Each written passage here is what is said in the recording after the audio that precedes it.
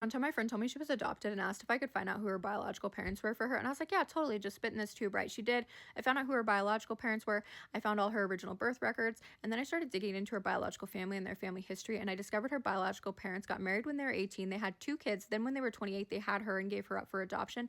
And then less than 11 months later, they had another baby, which they kept. And then a year later had another baby, which they kept. So then I gave her all this information and she's like, well, I didn't plan on contacting these people, but now I kind of want to know why I was the only baby given up for adoption, right?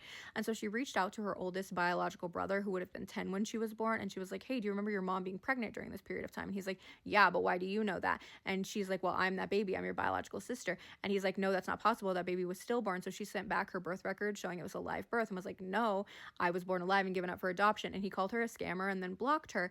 And then a week later, he unblocks her and apologizes and is like, sorry, I talked to my mom. And she admitted that the baby was born alive and she gave the baby up for adoption. So you might be telling the truth. And she was like, that's great, but I only contacted you because I wanted to know why I was given up for adoption. And he said that his mom told him that it was because right before she was born, they started printing warning labels on alcohol bottles that said that you can't drink while you're pregnant. And their mother had been drinking her entire pregnancy.